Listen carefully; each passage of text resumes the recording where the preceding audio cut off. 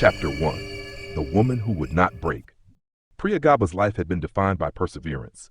Born and raised in India, she spent years as a single mother after losing her husband to liver disease brought on by alcoholism. She was just 15 when her son, Lim, watched his father slip away in a hospital bed. After that, it was just me and my mom, Lim recalled years later. She worked all the time. She wanted me to have opportunities she never had. Preeta was no stranger to sacrifice. She labored long hours, skipped meals, and poured her energy into Lim's education.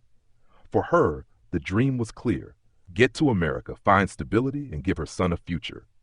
Her chance came when she met Baldeo Taneja, a successful biostatistician with a PhD and a promising career. To her, Baldeo represented more than just a partner. He was an opportunity for stability, a second chance at family. To Lim, he seemed like the father figure he had lost, but the man who charmed her at first would soon reveal a darker side. Chapter 2. The Wall Between Them. Baldeo's career took him to the United States, while Preeta and Lim remained in India, waiting for the day he would send for them. For 3 years, Preeta clung to phone calls and promises.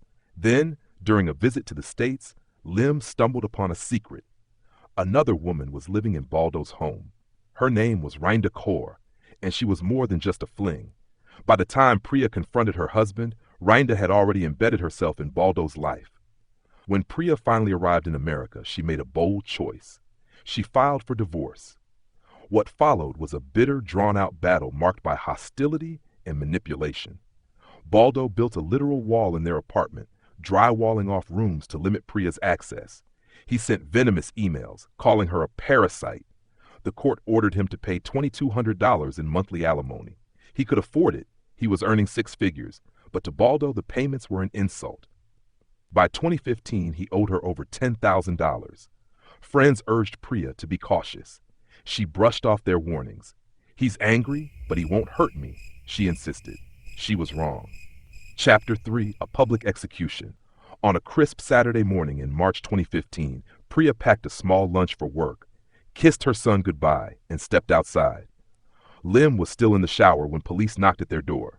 "They asked me if I heard gunshots," Lim recalled. "Then they showed me her license and told me to sit down. That's when I knew something terrible had happened." Just 200 feet from her apartment, Preeta had been gunned down. Witnesses described a shocking detail. The shooter was a woman, disguised in a long wig, who fled immediately after pulling the trigger. For detectives, the execution-style killing suggested calculation, not randomness. They questioned Preeta's boyfriend, but his alibi was airtight. Their attention shifted back to her ex-husband and his new wife. What they uncovered would stun even seasoned investigators. Chapter 4. Mr. and Mrs. Gunn.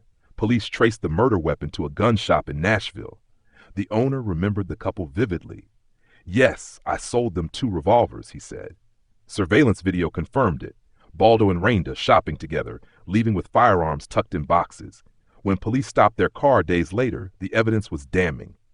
Hidden under clothes were wigs, hoodies, and the revolvers, including the snub-nosed revolver later matched to the bullets that killed Preeta.